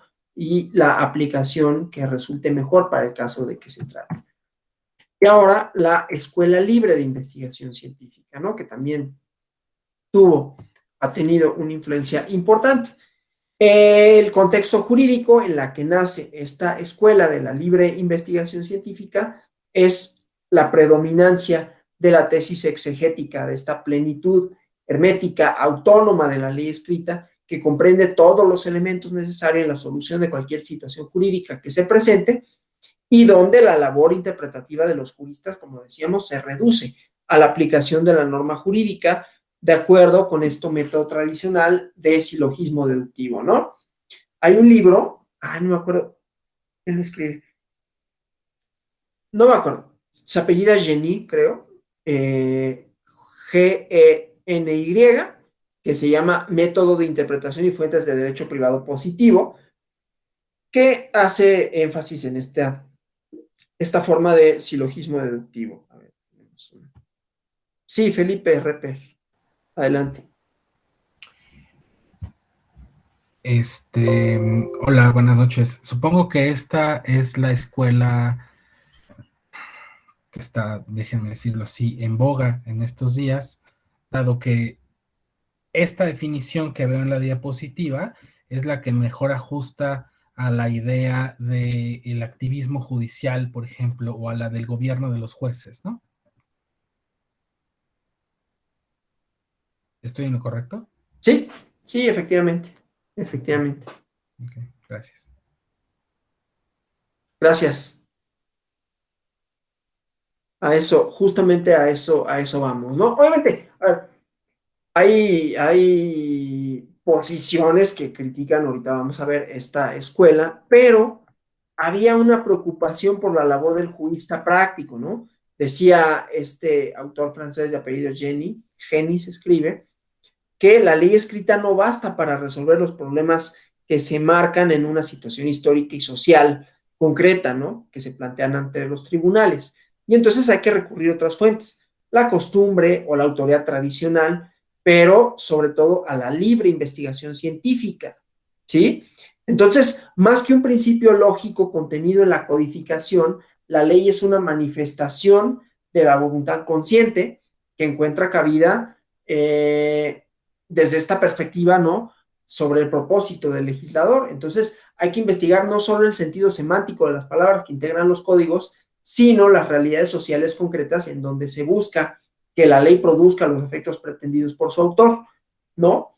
Entonces, el contexto pragmático de la ley trata de ir de la mano de la intencionalidad del legislador, pero la ley subsiste después de la muerte del legislador, regula situaciones que no fueron contempladas expresamente por él, ¿no? Y entonces el intérprete tiene a la hora de interpretar la ley, hay un excedente de fórmulas legales que fueron incapaces de dar respuestas a casos concretos o cuando los criterios jurisdiccionales, doctrinales, precedentes, la costumbre, le proporcionan varias posibles soluciones.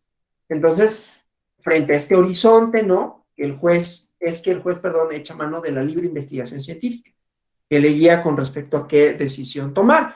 Entonces, esta libre investigación científica es una fuente secundaria principal que guía la decisión de los jueces, que resulta trascendente especificarla, ¿no?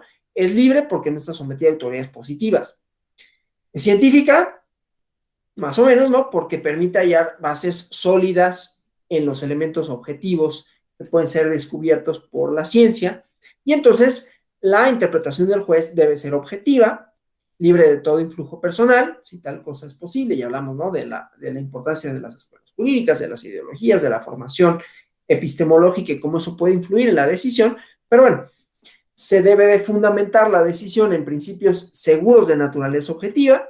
Siempre, todas estas escuelas no es que le den manga ancha a la interpretación y que permitan que cualquier cosa sea verídica, sea posible, ¿no? Sino que establecen dentro de la metodología cómo es que vamos a llegar a una solución correcta, justa y sobre todo no arbitraria, ¿no? Que ahí habría cosas que decir con lo que comentaba Felipe Reper con relación a los jueces activistas, ¿no? Que es un tema que está siempre ahí presente y que está en boga además, ¿no?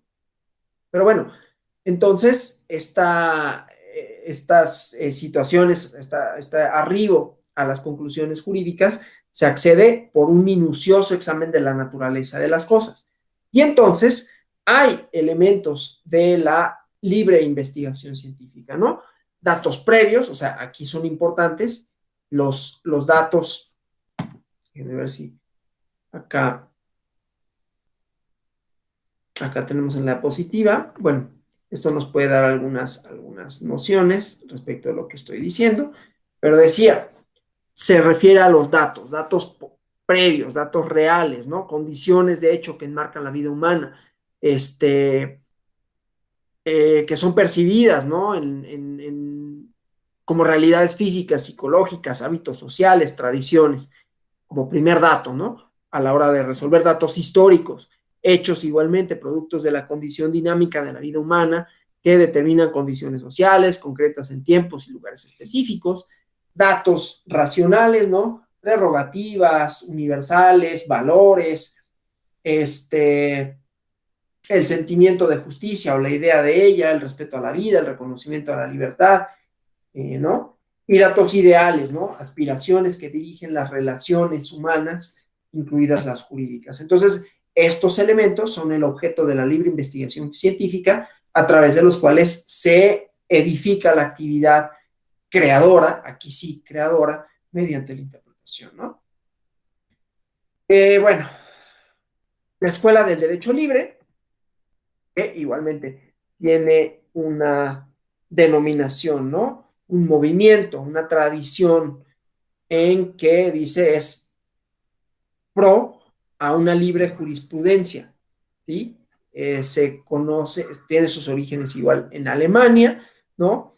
Nace no tanto como un conjunto sistemático de ideas, sino como un movimiento académico en contra de las tesis de la plenitud hermenéutica de los sistemas jurídicos, el sometimiento incondicional de los jueces a la letra de la ley, sino que piensa que el derecho es plástico, que es dinámico, que es espontáneo, ¿no? Que la voluntad, que el poder social de donde surge lo es igualmente, y entonces puede haber lagunas, puede haber situaciones que no estén previstas, y hay una serie de convicciones sociales que son fruto de la voluntad colectiva, ¿no? Entonces, las ideas que se plasman en los contenidos de esta escuela, aunque no son homogéneas, hablan de rechazar esta doctrina que prolifera la suficiencia absoluta de la ley para regular la vida humana independientemente del tiempo y del lugar, también una reacción en contra del positivismo y la idea de abarcar completamente mediante fórmulas generales a todas las posibilidades de relaciones, de conflictos, y una crítica a eso, ¿no? Luego, si la ley, las fuentes formales no son suficientes por sí mismas para regular toda la totalidad de la vida humana, entonces hay necesidad de una labor creadora por parte del juez. Pero además, la ley no es la única fuente de derecho positivo. También la significación, las leyes que brotan de la conciencia jurídica colectiva de las sociedades deben tener importancia, y no está muy de acuerdo en el ejercicio hermenéutico tradicional de la escuela de la exégesis, sino de un modelo, o propone un modelo de interpretación que se basa en convicciones sociales, de la libertad prudencial en la actividad de los jueces, ¿no? Entonces, el derecho no es ajeno a las convicciones sociales vigentes en un lugar y en un tiempo determinados, no puede hacer oídos sordos a los valores, a la buena fe, a las costumbres, al arbitrio, a la opinión pública, no puede hacerse ciego ante la injusticia. Quizás esto tenga también una buena relación con lo que comentaban de los jueces activistas, la angostura de una ley, el derecho es libre, las convicciones de la gente sobre lo justo y lo injusto, las convicciones de manera efectiva que regulan las conductas de los hombres, y entonces la jurisprudencia conceptual, entendida como derecho positivo, no puede ir en contra de las necesidades y las convicciones sociales, y entonces pretende facultar la labor judicial de poder prescindir de la ley si considera que hay situaciones que no le ofrecen una solución carente de duda.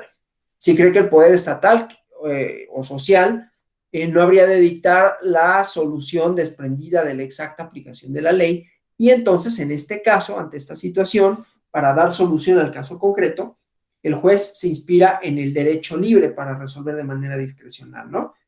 En pos de la justicia social, el juez no solo descubre o aplica el derecho, sino que lo crea por medio de la individualización de la norma. Y entonces la tradición hermenéutica jurisdiccional que hereda la escuela del derecho libre se basa en convicciones sociales sobre la justicia que tiene una sociedad concreta, no de forma absoluta, ¿no? Sino cuando la observancia de la ley no ofrezca soluciones satisfactorias que se basen en la justicia, en las exigencias mismas de la vida, y entonces de manera prudencial el juez puede prescindir de una ley o iniciar un proceso creador de derecho.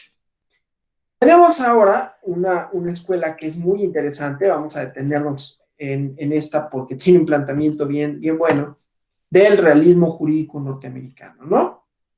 Que desde luego la propuesta es justamente la realidad, el derecho como opera realmente, ¿no? Y la propuesta teórica es, ahorita vamos a ver el libro de Jerome Frank, bueno, me voy a detener en un libro muy influyente para el realismo norteamericano que se llama Derecho e Incertidumbre y que tiene relación con esto, ¿no? Ahorita vemos. Entonces, bueno, Jerome Frank, Charles Clark, Herman Oliphant, Underhill Moore, se manifiestan en contra de la concepción del common law que pensaba el cuerpo de normas jurídicas omnicomprensivo, que era capaz de juzgar la totalidad de los casos habidos y por haber, ¿no? O sea, que contuviera toda la realidad.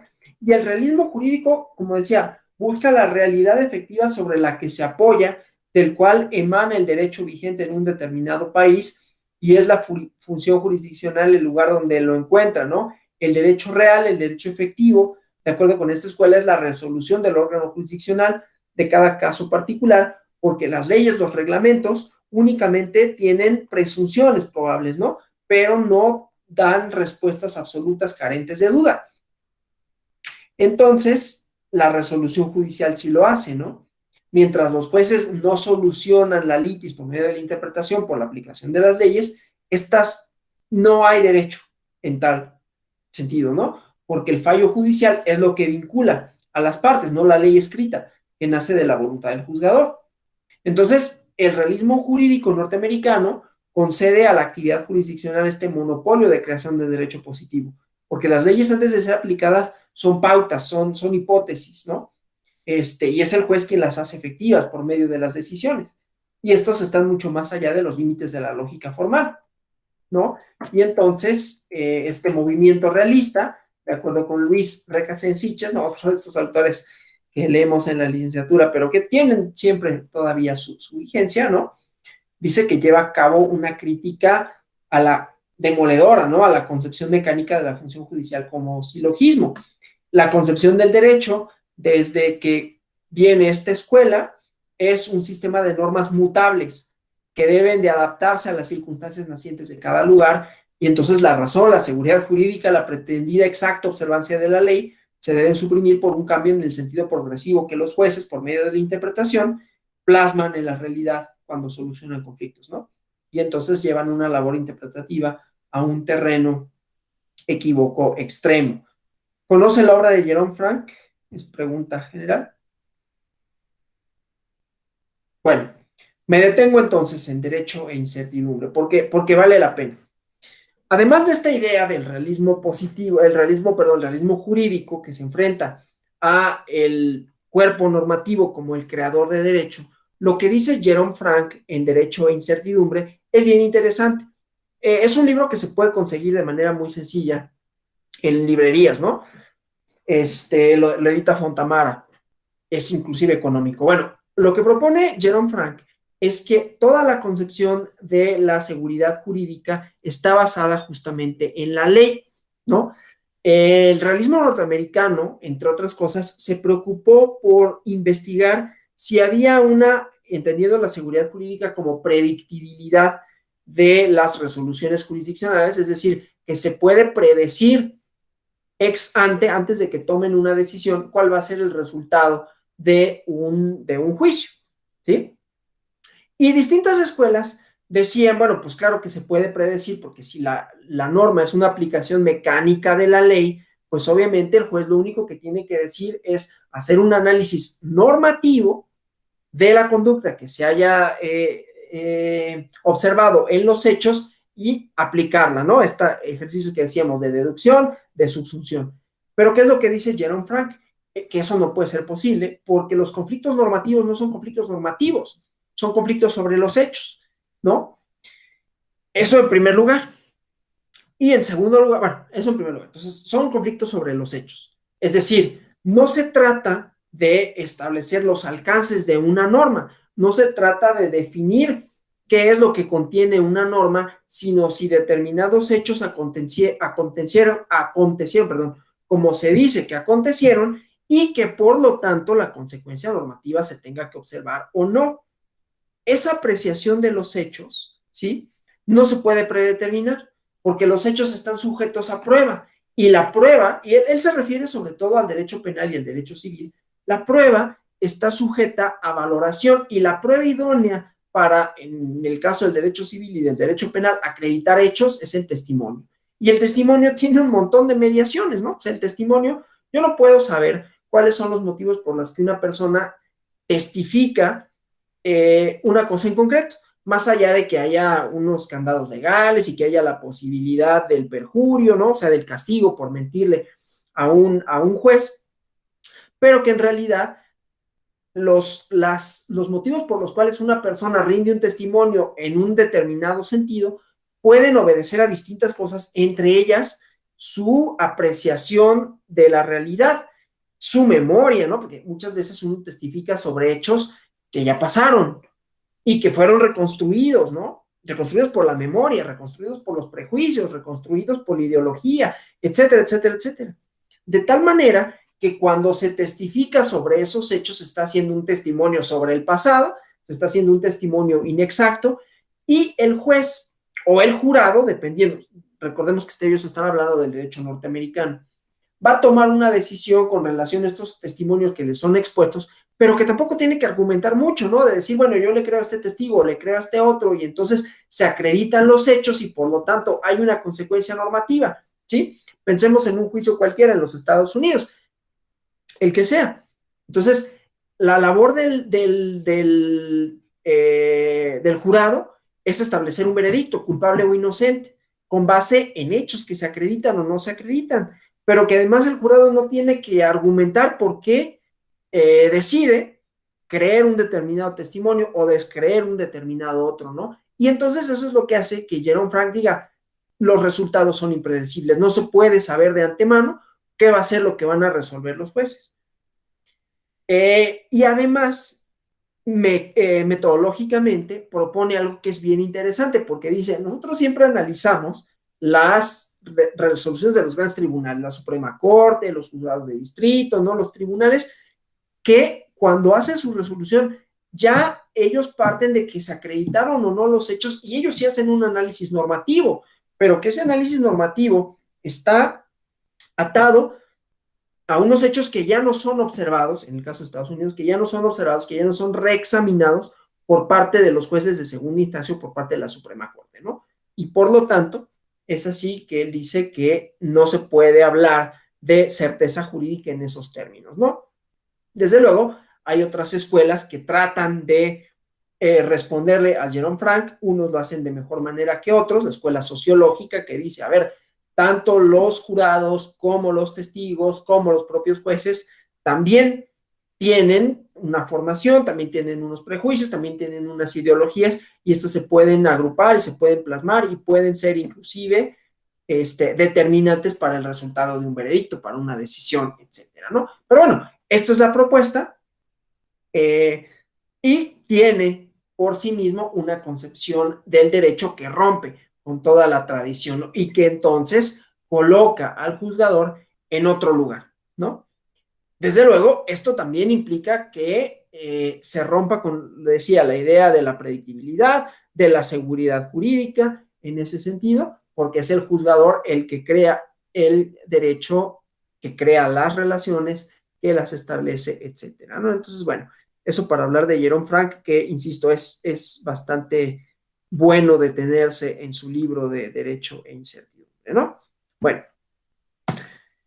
vamos a seguir ahora ya técnicamente, más allá de las escuelas, algunos problemas en la interpretación jurídica, ¿no? O sea, la hermenéutica, el ejercicio interpretativo, tiene forma particular o tiene formas particulares en cómo se relaciona con el derecho desde distintos aspectos, ¿no? Entonces, facilita medios para que los juristas atribuyan sentidos a las normas, a las demás partes que integran el derecho, se relacionan en cuanto a su epistemología, ¿no? Porque hacen análisis de la constitución de la norma empírica, de la concepción del derecho en general para alcanzar fines, se relaciona con el derecho en cuanto a su ontología, dependiendo de la concepción de derecho que se tenga, pero su finalidad, ¿no? Su esencia, brinda los elementos necesarios para que se aplique de manera concreta el derecho en una sociedad específica, desde luego tiene relaciones con la ética, con la lógica y la metodología jurídica, porque interpretar, ya hablamos, ¿no? De la actividad de los fundamentos filosóficos, requiere de técnicas que siempre remiten a concepciones ontológicas, epistemológicas, valorativas del derecho, a marcos teóricos, ¿no? Entonces, esta relación de la hermenéutica con los aspectos del derecho no se debe de entender de manera aislada, ¿no? Sino como conjuntos unitarios que constituyen partes importantes de la teoría del derecho moderna. Y sus aspectos, pues, son la constitución, la manifestación ontológica significativa del derecho y su aplicación práctica, ¿no? Entonces, los operadores jurídicos, las juristas, antes de aplicar el derecho, tienen que comprender y explicar el contenido de la norma, ¿no? En esa búsqueda del significado, del sentido del contenido normativo, o sea, del ejercicio interpretativo, la intérprete se encuentra con problemas emanados de las manifestaciones de la norma jurídica por medio del lenguaje. Entonces, si la norma jurídica se manifiesta lingüísticamente, se tiene que apegar también a normas gramaticales que correspondan a la construcción de textos y de sus significados, ¿no? Entonces, además de estas normas gramaticales, también se tienen que considerar reglas como semiótica, porque el texto como objeto, ¿no? Tiene referentes, como decíamos, simbólicos de significado, son circunstancias, son intenciones, son signos con contenido significativo, y entonces algunos de los problemas a los que se enfrentan cuando se busca el significado, cuando se atribuye significado a las normas, son algunos de estos, ¿no? El primero es sintáctico, ¿no? Que la sintaxis, como saben, es una parte de la gramática y de la semiótica que se encarga de estudiar la relación de los signos, ¿no? Su finalidad es la coherencia, tanto en la forma en cómo se relacionan, como en cómo son utilizados cuando construyen significados. Es decir, dentro de la gramática hay referencia a usos específicos de las palabras, que se entienden como signos, signos en toda su complejidad, que ya vimos, ¿no?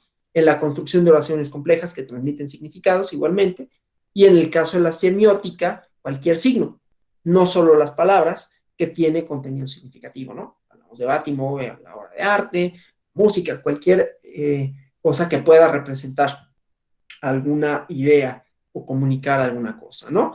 Entonces, se pregunta aquí, o se puede preguntar aquí, cómo aplica en el develamiento de la atribución del significado del contenido de las normas, ¿no? O sea, la relación entre los signos, si bien no otorga significado a las proposiciones, sí es determinante para comprender cómo funciona de manera correcta, ¿no? Entonces, dentro del objeto de la aplicación, texto, una acción, la intención, siempre hay una relación entre signos que lo integran, ¿no?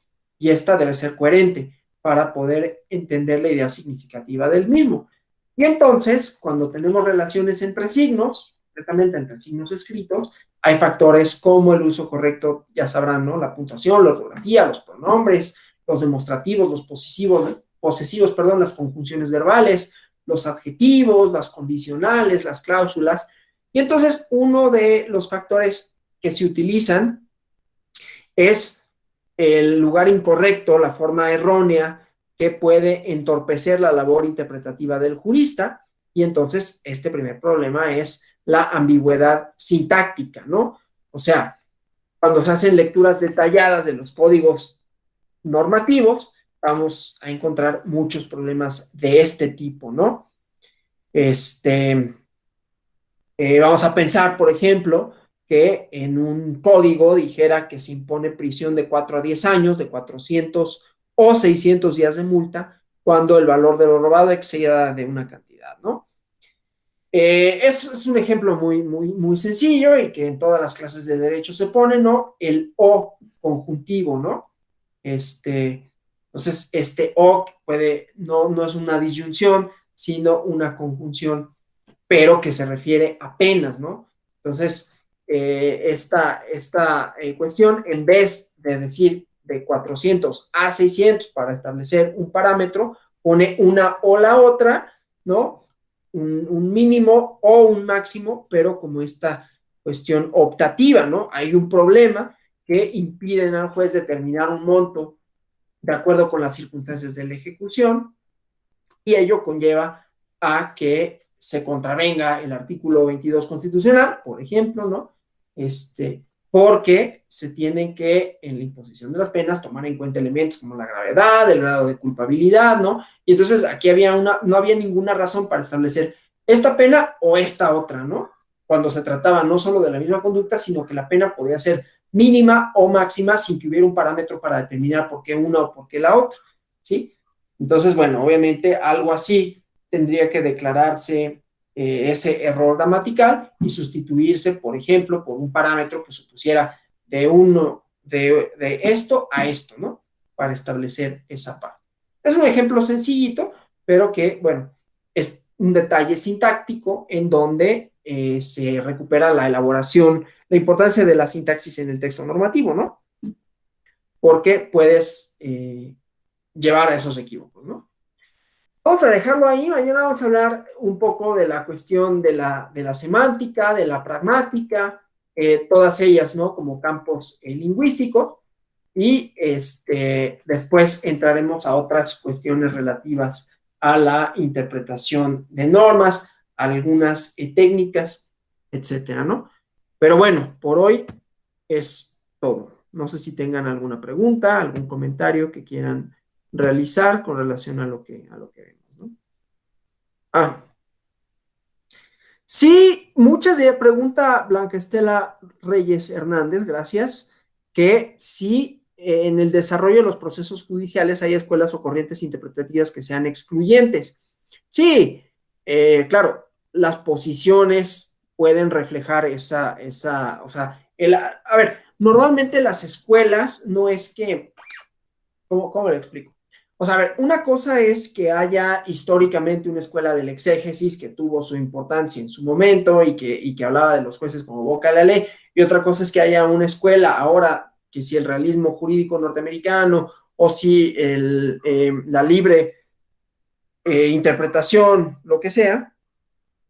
Yo cuando me refiero a escuelas, me refiero más bien a la formación que hace que existan posiciones ontológicas y deontológicas con relación al significado que se le va a atribuir a una norma, no tanto de la parte metodológica. No sé si me explico. La escuela del exégesis define una metodología, desde luego tiene una concepción de derecho, pero define una metodología de hasta dónde puede el juzgador interpretar, ¿sí? Y así como lo hace la libre valoración científica.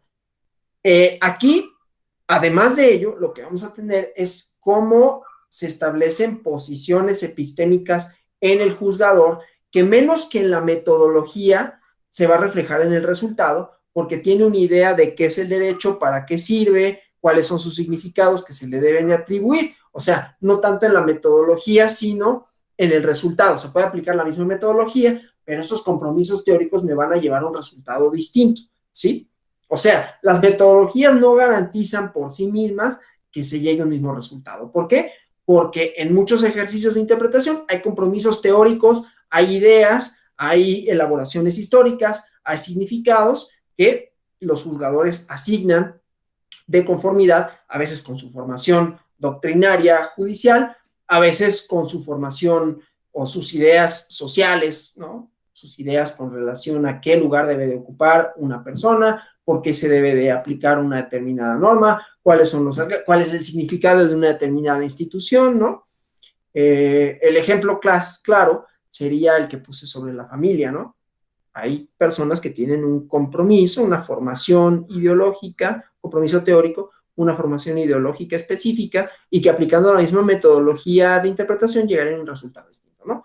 Esta persona, esta funcionaria que puse, llegaría en un ejercicio exegético o un ejercicio hermenéutico cualquiera a una definición distinta que la mía del concepto familia, ¿no? Entonces, a eso me refiero, a conceptos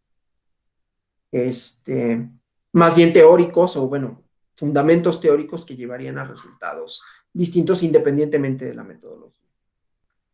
Y desde luego esto se ve, lo decíamos también hace rato, en las posiciones, en los debates judiciales, ¿no? Que sobre un mismo fenómeno, sobre una misma figura, sobre una misma institución, puede haber controversia dentro de las propias resoluciones, ¿no? Bueno, si no hubiera nada más, les agradezco por su atención, por su presencia y nos vemos el día de mañana para concluir. Gracias a ustedes. Gracias, doctor.